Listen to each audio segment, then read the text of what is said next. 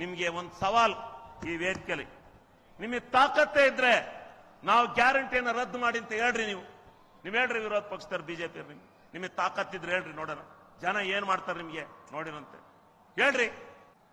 ಆ ರೀತಿ ಇತ್ತು ಅರಸೀಕೆರೆ ತಾಲೂಕು.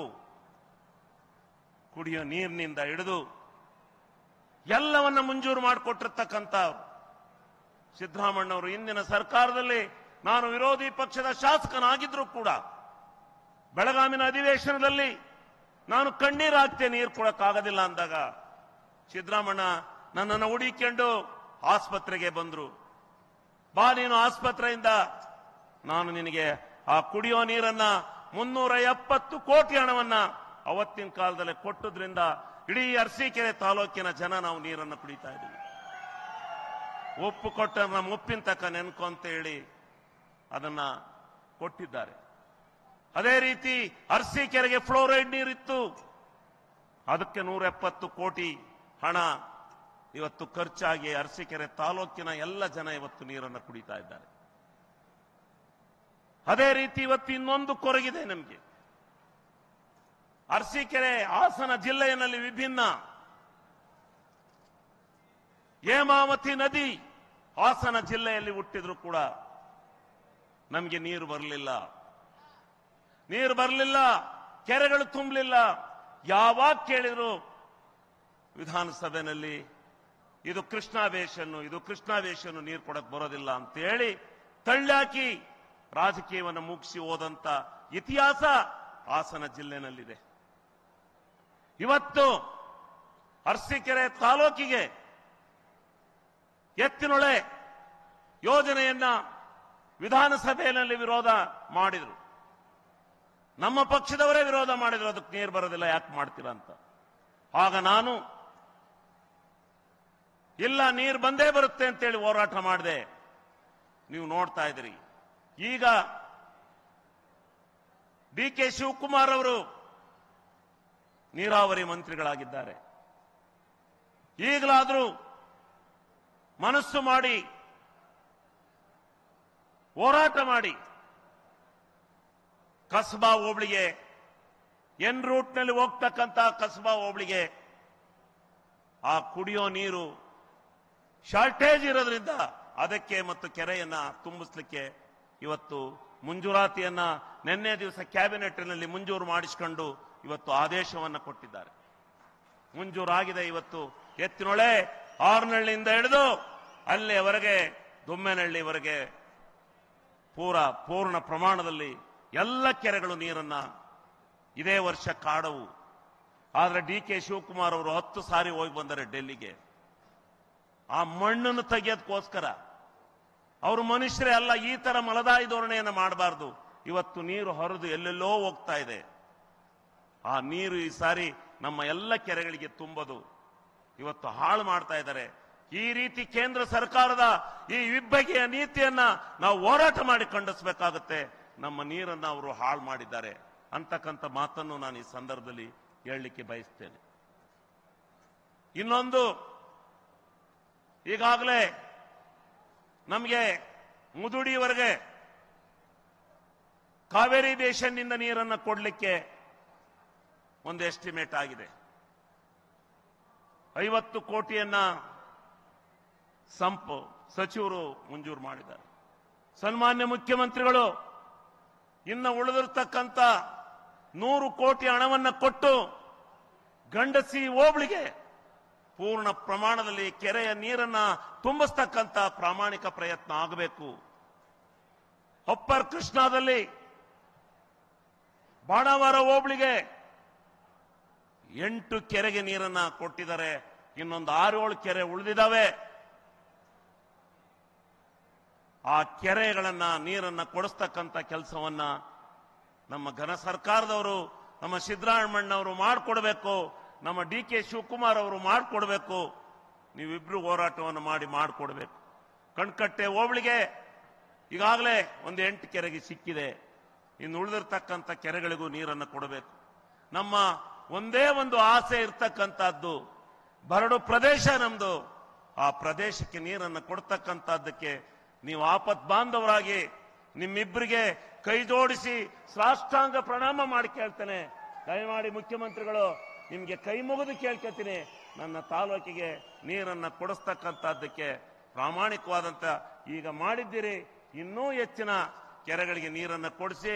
ನಾವು ಬರಡು ಪ್ರದೇಶದವರು, ಹಾಸನ ಜಿಲ್ಲೆಯ ರಾಜಕೀಯದಲ್ಲಿ ನಮ್ಮನ್ನ ನಿಷ್ಕ್ರಿಯವಾಗಿ ನೋಡಿ, ನಮ್ಮನ್ನ ನಿಜವಾಗ್ಲೂ ಒಂದು ತರ ನೋಡಿದ್ರು ಮನತಾಯಿ ಧೋರಣೆಯಲ್ಲಿ. ಇವತ್ತೇನೋ ನಿಮ್ಮ ಎಲ್ಲರ ಆಶೀರ್ವಾದದಿಂದ ಇವತ್ತು ನಾವು ಈ ಪ್ರೀತಿ ವಿಶ್ವಾಸಕ್ಕೆ ಇಷ್ಟೊಂದು ಜನ ಹರಿದು ಬಂದಿರತಕ್ಕಂಥದ್ದು ನೀವು ಅರ್ಥ ಮಾಡಿಕೊಂಡು ದಯಮಾಡಿ ಇನ್ನ ಒಂದು 100 ಕೋಟಿ ಬರೆದಿದ್ದೀರಿ, 100 ಕೋಟಿ ಕೊಡಬೇಕು. ಗಂಡಸಿ ಹೋಬಳಿಯ ಕೆಂಕೆರೆಯಿಂದ ಹಿಡಿದು ಈ ಮುದುಡಿವರೆಗೆ ನೀರನ್ನು ಹರಿಸ್ತಕ್ಕಂಥ ಕೆಲಸಕ್ಕೆ ನೀವು ಮಾಡಬೇಕು ಅಂತಕ್ಕಂಥದ್ದನ್ನ ನಾನು ಈ ಸಂದರ್ಭದಲ್ಲಿ ನಾನು ಕೇಳ್ಕೊಳ್ತೇನೆ. ಕೊಟ್ಟಿದ್ದೀರಿ 50 ಕೋಟಿ, ಸಾಲದಿಲ್ಲ. ಸಚಿವರು ಕೊಟ್ಟಿದ್ದಾರೆ 50 ಕೋಟಿ, ಸಾಲದಿಲ್ಲ. ಅದನ್ನ ಇಬ್ರು ಸೇರಿ ಮಾಡಿಕೊಡಿ, ನಿಮ್ಮ ಋಣವನ್ನ ಸಾಯವರೆಗೂ ತೀರಿಸ್ತೀವಿ ಅಂತಕ್ಕಂಥ ಮಾತನ್ನ ನಾನು ಈ ಸಂದರ್ಭದಲ್ಲಿ ಹೇಳಲಿಕ್ಕೆ ಬಯಸ್ತೇನೆ. ಇನ್ನು ಹೆಚ್ಚಿಗೆ ಮಾತಾಡಕ್ ಹೋಗುದಿಲ್ಲ, ನೀವಿಬ್ರು ಮಾತನಾಡಬೇಕು. ದಯಮಾಡಿ ಒಂದೇ ಒಂದು ವಿಚಾರ, ನಾವು ಕಲ್ಪುತ್ತರ ನಾಡಿನವರು, ಇದನ್ನ ಸನ್ಮಾನ್ಯ ಮುಖ್ಯಮಂತ್ರಿಗಳು ಮನಸ್ಸು ಮಾಡಬೇಕು. ನಾವು ಈಗ ರೋಗ ರುಜಿನಗೆ ತುತ್ತಾಗಿದ್ದೇವೆ. ಮರಗಳೆಲ್ಲ 4 ತರದ ರೋಗ ಬಂದಿದೆ. ಒಂದು ಕಪ್ಪು ತಲೆ ಉಳಿದ ರೋಗ, ಮತ್ತೊಂದು ಹಣವೆ ರೋಗ, ಮತ್ತೊಂದು ಗೆಂಡ ಸೋರುವಿಕೆ. ಇದು ಈ 3 ರೋಗಗಳಿಂದ ಇಡೀ ಮರ ಎಲ್ಲ ಹೋಗಿದೆ. ಏನೋ ಬೆಲೆ ಸಿಕ್ತು, ನಾವು ರೈತರು ಕೊಪ್ಪರಿ ನಾಡಿನವರು, ತೆಂಗಿನ ನಾಡಿನವರು ಉದ್ಧಾರ ಆದೋ ಅಂತಕ್ಕಂಥ ಮಾತನ್ನ ನಾವು ಏನು ಸಂತೋಷ ಪಡ್ತಾ ಇದ್ದೋ, ಅದರಿಂದಲೇ ಭಗವಂತ ನಮ್ಗೆ ಇವತ್ತು ಆ ಕಪ್ಪು ತಲೆಯ ರೋಗವನ್ನು ಕೊಟ್ಟು ಮರಗಳೆಲ್ಲ ಸರ್ವನಾಶ ಆಗ್ತಾ ಇದಾವೆ. ಅದು ಒಂದು, ನಾನು ಮೊನ್ನೆ ಕೇರಳದಿಂದ ಸ್ಪೆಷಲಿಸ್ಟ್ ಬಂದಿದ್ರು, ಕೇಂದ್ರ ಸರ್ಕಾರದವ್ರು ಕಳಿಸಿದ್ರು. ಅವರಿಂದ ಏನೂ ಆಗಲ್ಲ, ಅವ್ರದ್ದೆಲ್ಲ ಲೆಕ್ಕಾಚಾರ ಸರಿಲ್ಲ, ನೀವೇ ವಿಶೇಷ ಅನುದಾನವನ್ನು ಕೊಡಬೇಕು, ಆ ಔಷಧಿ ಸಿಂಪಡಿಸ್ತಕ್ಕಂಥದ್ದನ್ನ ಸಮರೋಪಾದಿಯಲ್ಲಿ ನಡಿಬೇಕು. ಆ ಸಮರೋಪಾದಿಯಲ್ಲಿ ನಡೆದು ಆ ಬಂದಿರತಕ್ಕಂಥ ರೋಗವನ್ನ ನೀವು ನಿವಾರಣೆ ಮಾಡಿದ್ರೆ ಈ ಕಲ್ಪತರು ಏನು ನಾಡಿದೆ, ಈ ತೆಂಗಿನ ನಾಡಿದೆ, ಆ ನಾಡನ್ನ ನೀವು ಉಳಿಸ್ದಂಗೆ ಆಗುತ್ತೆ ಅಂತಕ್ಕಂಥ ಮಾತನ್ನ ಈ ಸಂದರ್ಭದಲ್ಲಿ ನಾನು ನಿಮಗೆ ವಿನಯಪೂರ್ವಕವಾಗಿ ಕೇಳ್ಕೊಳ್ತಾ, ಇನ್ನು ಅನೇಕ ಪಟ್ಟಿಗಳಿದಾವೆ, ಎಲ್ಲಾ ಪಟ್ಟಿನೂ ಓದೋದಿಲ್ಲ. ಇವೆಲ್ಲ ನಾನು ಹೇಳ್ತೇನೆ, ಜನಗಳಿಗೆ ಕರೆದು ಎಲ್ಲ ಮಾತಾಡ್ತೇನೆ ಅಂತಕ್ಕಂಥ ಮಾತನ್ನ ಸುಮಾರು 60 ಕಲ್ಲುಗಳನ್ನ ಕೊರೆಸಿ ಮಾಡಿದ್ದೇವೆ. ಇದು ಹೇಳ್ತಿರ್ತಾರೆ ಯಾರು, ಈ ಬಿಜೆಪಿಯರಿಗೆ ಕೆಲ್ಸಿಲ್ಲ ಇವ್ರಿಗೆ ಮಾಡಕ್ಕೆ. ಸರ್ಕಾರ ಹೋಗ್ಬಿಡುತ್ತೆ, ಎಲ್ಗೋಯ್ತೆ ಸರ್ಕಾರ? ದಿವಾಳ ಐತೆ. ಯಾತ ದಿವಾಳ ರೀ? ಯಾರು ಬಂದು ನೋಡ್ಕೊಂಡವ್ರಿ ಕಲ್ಲ? ನಾಚಿಕೆ ಆಗಲ್ವೇನ್ರಿ ನಿಮ್ಗೆ ಹೇಳಕ್ಕೆ? ನೀವೇನು ಸುಮ್ಮನೆ ಇಲ್ರಿ, ತಮಾಷೆ ತಂದು ಹಾಕಿದ್ವಿ, ಆಟ ಆಡಕ್ ತಂದು ಹಾಕಿದೀವೇನ್ರಿ? ಮಾತೆತ್ತಿರ ಟಿವಿಲಿ ಮುಂದೆ ಹೇಳ್ತಾ ಇರ್ತೀರಿ, ಏನು ಗ್ಯಾರಂಟಿ ಹಂಗಾತು, ಹಿಂಗಾತು, ಹಿಂಗೋತು, ಏನಾತು ಗ್ಯಾರಂಟಿ? ಈ